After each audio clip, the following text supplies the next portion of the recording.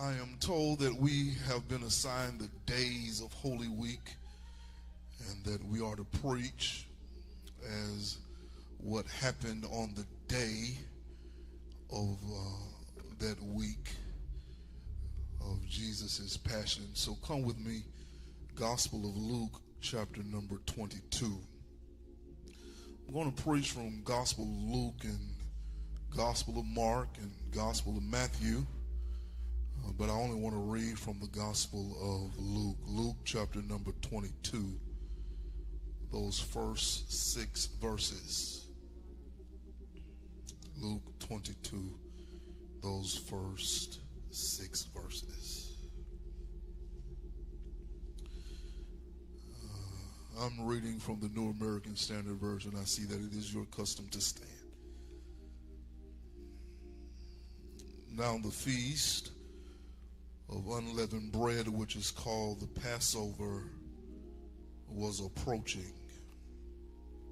The chief priests and the scribes were seeking how they might put him to death, for they were afraid of the people. And Satan entered into Judas, who was called Iscariot, belonging to the number of the 12. Judas went away and discussed with the chief priests and officers how he might betray Jesus to them.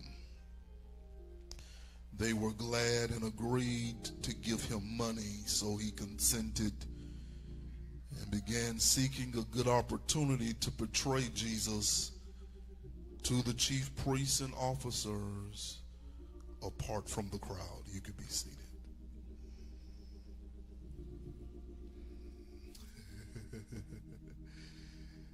If you'll pray, I'll preach, and we can praise God together. I want to label this, let Judas have his day. Let Judas have his day. I want to give you the sermon sentence right out of the gate tonight. If you get this sentence, you'll get everything I have to say to you tonight. You'll get it right out of the gate. Time gives people the opportunity to reveal who they really are. That's my whole sermon. That time gives people the opportunity to reveal who they really are. And just give them a little time. Give them a little time. Give them a little time. Don't be in no hurry. Don't be in no rush. Just give them a little time. They'll show you who they really are.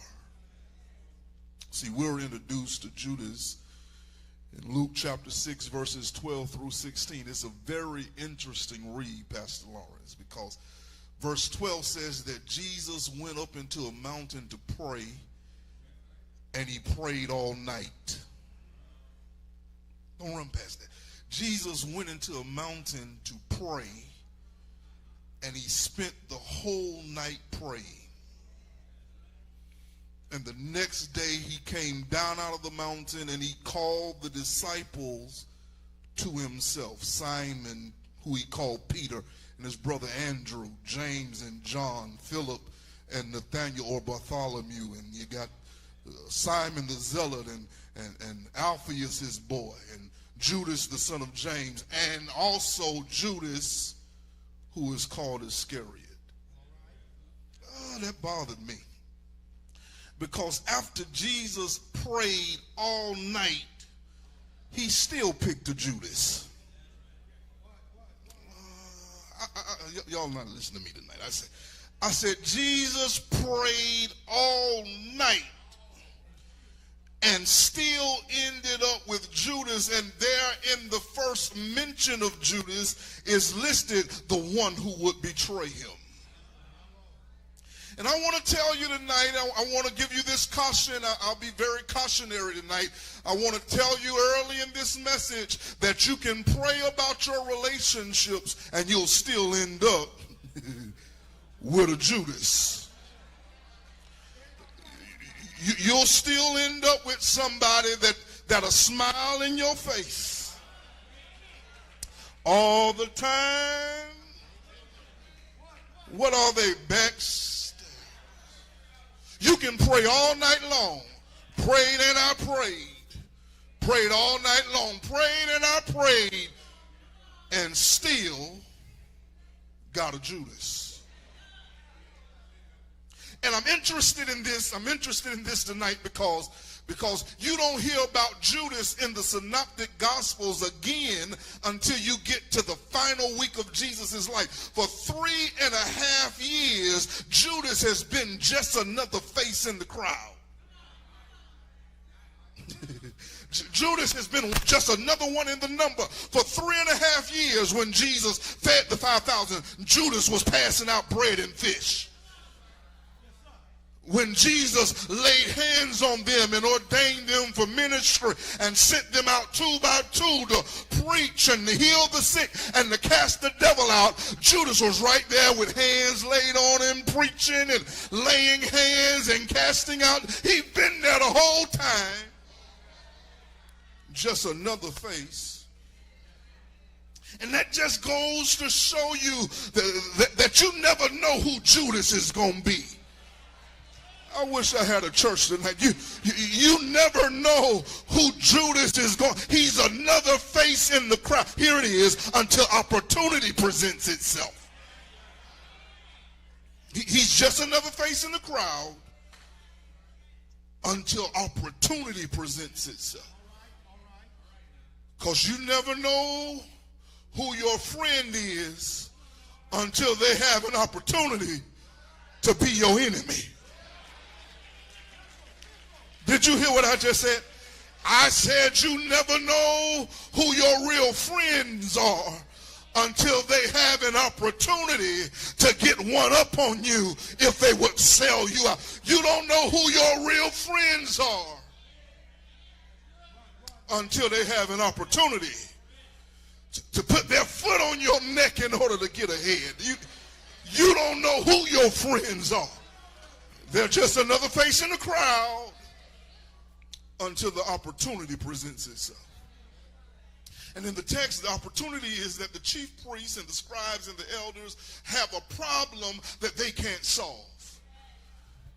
They're trying to get to Jesus, but they're trying to avoid a riot. See, Jerusalem is up to 4 times overpopulated because every Jewish man from around the world has come to Jerusalem to celebrate the Passover. And everybody is excited because we're talking about how the Lord brought us out of Egypt and the Lord done carried us through the Red Sea and the Lord done made us who we are. And we're so excited, we're a tinderbox. We'll start fighting over anything.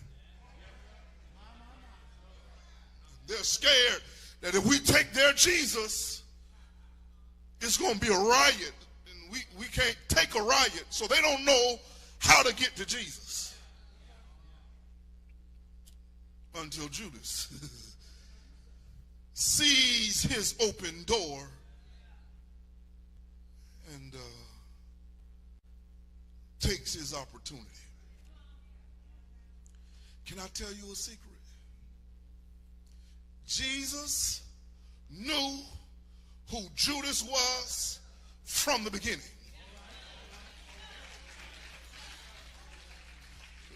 Listen to what I'm saying to you.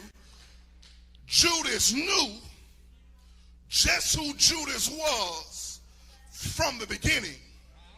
Here's the part you don't like, and didn't say nothing.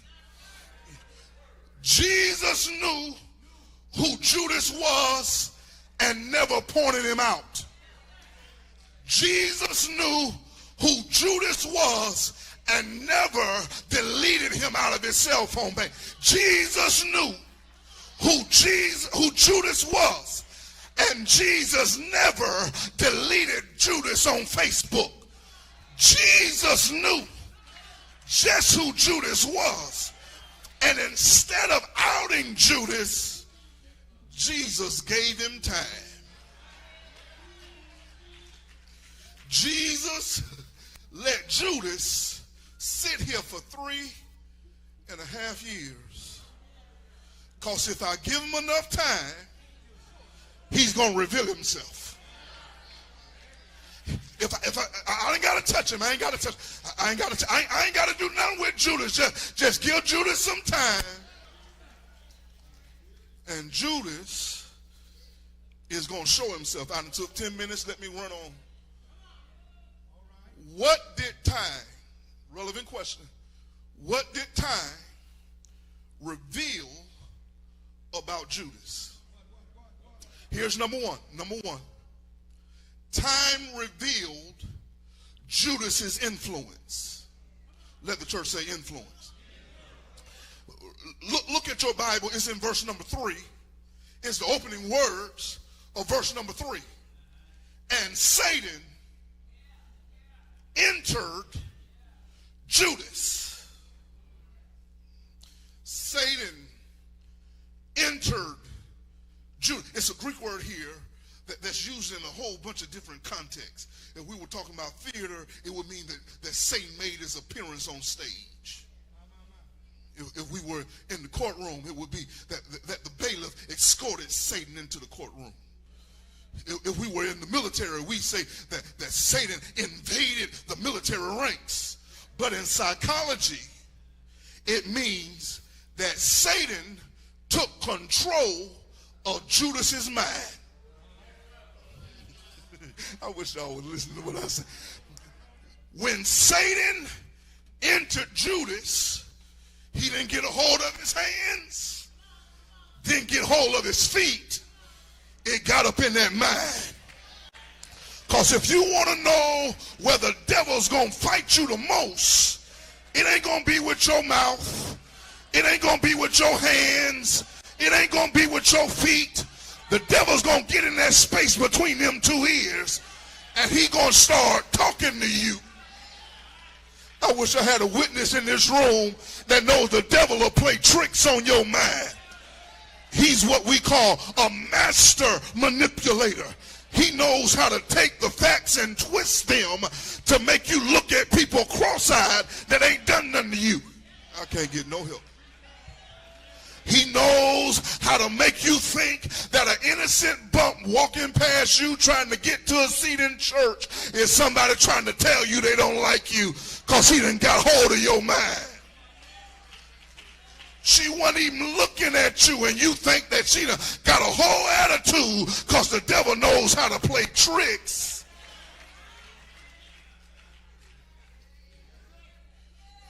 And I'm a witness. If you're not careful, if you don't have on the helmet of salvation, the devil will get a hold of your thoughts. Have you thinking and coming up, you got a whole theory of why they said that you know, and it ain't really even her. It was the one behind her that got her to do, and ain't nobody stunning you. And Satan got hold to Judas's mind and influenced him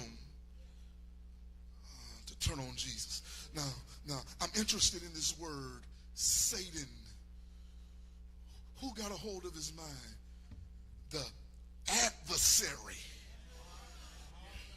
The word Satan means adversary, an opposer. You want to know how you know you dealing with somebody under satanic influence? Because they can't get along with nobody. Everybody is a problem. They're adversarial. You said, hey, why you got to say it like that? Satan got hold to their minds. What's wrong with Judas? Satan got hold to his mind. And let me tell you something. Everything that Satan tells you, I don't care how good it sounds. I don't care how much sense it makes. He was a liar from the beginning. Satan is the father of all lies. And if you got it from Satan, he may have took the truth, but he had to twist the truth to tell it to you. everything come out of that devil's mouth is a lie. And here's Judas, Satan took over Judas's mind. And here's the thing. I'm almost at point 2. Jesus knew just who Judas was. I can prove he knew who Judas was. You read over in John chapter 6, around verse number 70, Jesus said, I chose all of y'all, and one of y'all is a devil. Verse 71, he said this, talking about Judas. Now, I told you Satan means adversary, but devil is something else. See, devil is something else. This word devil means he's a false accuser. He's a backbiter. He uses slander. He's given to malicious gossip. Jesus knew from the beginning that Judas ran his mouth too much. I can't get nobody to help me tonight. You got some people in your life right now that you know you can't tell nothing to because their mouth is like a bad refrigerator. Everything in it is going to run out. And Jesus knew from the beginning who Judas was. But you know what he did? He gave him his time. Because he knew if I just give Judas some time, he's going to reveal himself. That's number one. Let me tell you number two. Number two. Time revealed Judas's influence. But time revealed Judas's intentions. Let the church say intention. Now you got to go over to Matthew chapter 26 for this. In Matthew, you can see it right here in Luke, but it's better seen in Matthew 26. Over in Matthew 26, the Bible said that Judas slipped off from the other disciples and eased over to the chief priests and to the soldiers. And he said, now, what will you give me if I betray him to you? If I tell you where you can get him, what I'm going to get?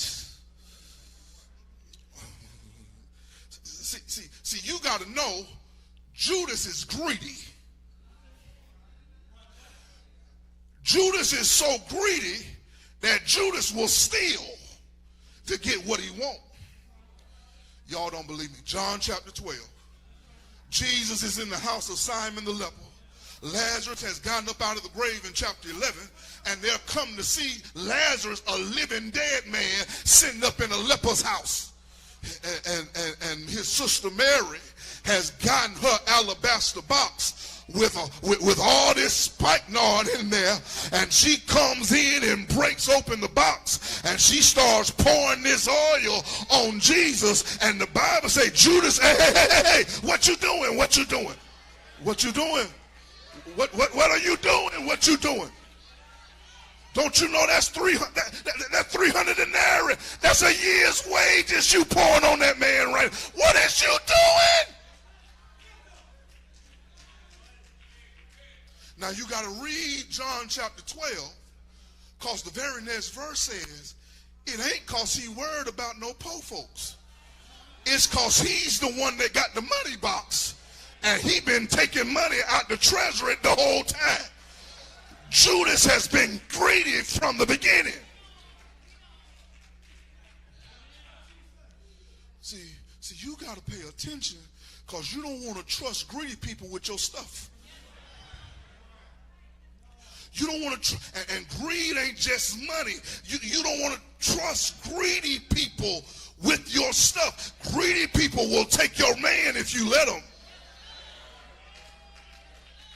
Greedy people are going there and sit with you in the choir meeting, and next thing you know, they the president of the choir, because they greedy. They going to take it from you. You don't trust greedy folks. They'll rob you standing there looking you in your face.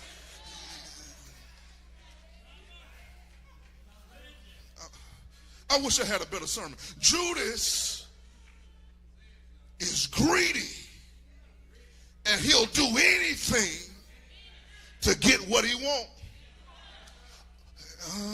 I'm trying to tell somebody greedy and just got to have it. That's a dangerous man. Greedy. And Lord, don't add jealous. Greedy and jealous. Lord, he'll kill you. He'll kill you. Yes, he will. Yes, he will. He'll kill you dead. Yes, he will. You can't trust somebody greedy like that. And Jesus, he knew from the beginning that Judas was greedy. Now watch this. This is good. This is good. You're gonna like this. They say, well, if you can deliver Jesus, we'll give you. This is in Matthew. This is not in Mark or Luke. This is only in Matthew. Matthew said, we'll give you 30 silver shekels. Now, 1 shekel is worth 4 days' wages. So they're really saying that we'll pay you for about, we'll give you about 4 months worth of pay if you hand us over Jesus. Minimum wage right here in Georgia, times 4, times 30. We'll give you right at $7,000 to hand Jesus over. Now, wait a minute. The man that turned water into wine only worth $7,000. The man that healed a woman with the issue of blood only worth $7,000. The same man take 2 fish and 5 barley loaves, $7,000. The one that brought you from where you were, brought you out of darkness into the $7,000. I got a question. How much is he worth for you? What will it take for you to sell Jesus out? I know you got the good church answer. No, ain't nothing worth my Jesus until he rubbing on your thigh. Ain't nothing worth my Jesus until they offer you more money on your job if you work on Sunday. How much? How much? I'm just about where I'm going. How much is Jesus? Now, I brought you today. Let me take you back to the Bible day. You got to go to Exodus to find out why this 30 pieces of silver is significant. In the book of Exodus, they said, now, if your slave happened to be out and my ox got loose and stabbed your slave, I'd have to pay you 30 pieces of silver. Are you really trying to tell me that Jesus is only worth a wounded slave? We'll pay you. Exodus 31, 32. We'll pay you if you hand him over. And Jesus knew who Judas was from the beginning. But what did Jesus do? Jesus just gave him his time. He knew he was greedy from the beginning. Knew he was a thief but Jesus gave him time. Because in time, he revealed himself. I got one more. I got to turn over a chapter. I got 6 minutes before I get to where I said I was going to be. Judas reveals his influence. Time reveals Judas's influence. Time reveals Judas's intention. Time, here's the third, reveals Judas's ignorance. Let the church say ignorance. See, you got to go to chapter Matthew 27 for this. Matthew 27, verses 3, 4, and 5. See, Judas didn't expect it to go as far as it went. He really just thought maybe they lock Jesus up, hold him for a few days, and let him go. But these folks that ain't what they doing. They done took Jesus to court in the middle of the night. And they've condemned Jesus to death. Wait, ain't nobody said nothing about killing Jesus. Y'all just said hand him over. And Matthew 27 says that when Judas found out that they have condemned Jesus to die, King James, he repented himself. New American Standard, he felt remorse in his heart. Comes from a Greek word which means that he started feeling sorry. He felt sorry. He regretted what he did. He started having second thoughts. Here's what it means. It means that you wish things would have went another way. Now let me pause and talk to Judas for a minute. Judas, you may not want to let your private ambition or your secret animosity drive you to do something that you won't be able to live with yourself after you do it. Now, y'all think I'm talking to Judas in the Bible. No, I'm talking to the Judas sitting in your seat. Because you can get so mad at your sister that you say something ugly that you can't take back. And now you can't live with yourself because of what you did out of private ambition and secret animosity. See, here's the truth. Judas's vices have been here all along. He's been a liar the whole time. He's been a gossip the whole time. He's been greedy the whole time. He's been a thief the whole time. But let me tell you something about your vices. If you just give it time, they're going to catch up with you. Oh, I wish I had a witness in this room. I'm finna stop, but I need a witness in this room that some of that dirt you did done caught up to you before. Okay, y'all don't want to be honest. Some of that stuff I did, some of that stuff I said when I thought wasn't nobody looking and listening, walked back up and said hey to me in the living room, because that stuff that's in you for real, sooner or later, one way or another, it'll catch up with you, and you won't be able to undo what you did. Watch this. Judas said, listen, I don't want to have no parts with it. Listen, I thought Jesus was just worth $7,000. But listen, y'all take y'all money back. Y'all get y'all money. I don't want y'all money. They want to take it. Y'all ain't got to take it. He threw the money in there in the sanctuary. They threw the money in the church. And he ran out, hard, heavy, with guilt, because time had finally revealed who he really was. Now, here's the relevant question.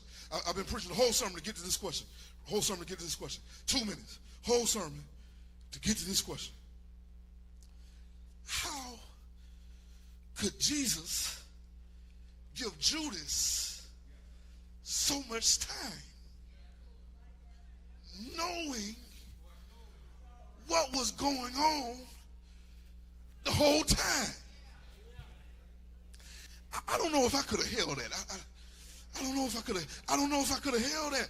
3 years. I got a liar riding with me everywhere I go, and I ain't saying nothing. I ain't outed him. I know he taking my money. He taking my money. He is taking my money. And I ain't revealed him 3.5 years. You're not going to find the answer in Matthew, Mark, Luke, and John. You're going to find the answer in 1 Peter chapter number 2. Now Peter is summarizing what happened in the passion of Jesus. And he says, while he was reviled, he didn't say anything. He knew what was going on and still held his mouth. Why? Because he kept trusting himself to the one who would judge righteously. If I was in church, this is where we all get happy. I said that the reason Jesus could hold his mouth is because he knew there was a player who wasn't talking involved in the story. That the main character of the story is a silent character. That is really God moving the pieces around. God is really moving the pieces around. He's in control, and he's just setting me up to do what he really made me to do in the first place. That's why I can be quiet, because you may betray me, but you can't stop me. Say whatever you want to say about me, but you can't block what God has for me. Sell me out if you want to. But when you finish counting your money, God's going to turn this thing around. And I'm going to win in the end.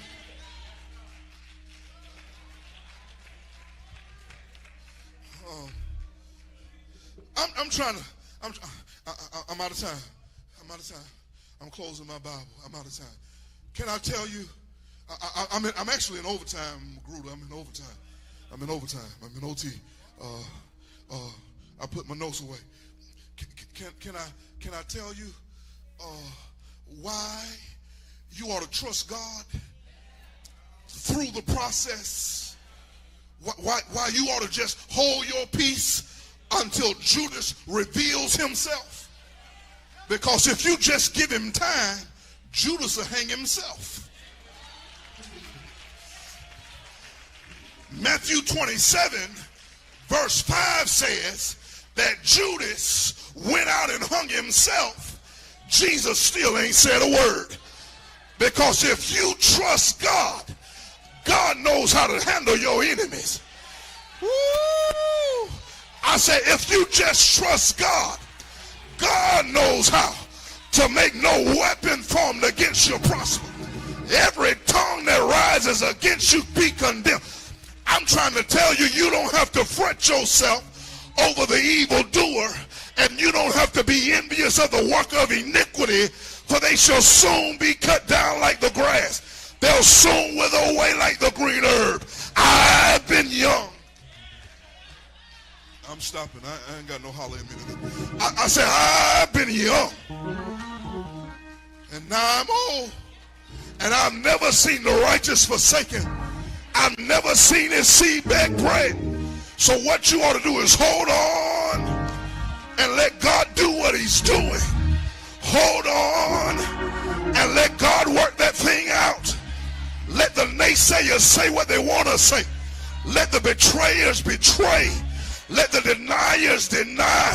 Let the deserters desert. But you just hold on. Because if you hold on just a little while, Sunday is soon to come. If you can just hold on to God's unchanging hand.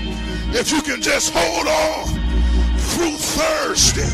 If you can just hold on through unjust courts. If you can just hold on through being whipped all night long. If you can just hold on to being nailed to a cross. If you can just hold on to 72 thorns in your brow. If you can just hold on to being stretched wide, dropped low, lifted high. If you can just hold on to dropping your head in the locks of your shoulder. If you can just hold on to 3 nights in a grave. Early Sunday morning, it'll be worth it all. You'll get up with the victory. And I just want to tell somebody that you ought to hold to his hand. God's unchanging hand. Build your hopes.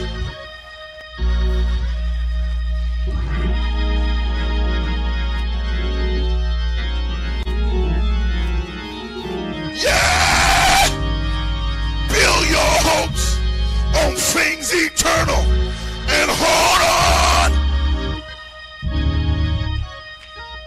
Can I tell you why you ought to hold on? Anybody interested in why you ought to hold on? Because weeping may endure for a night, but joy, I need a witness in this room.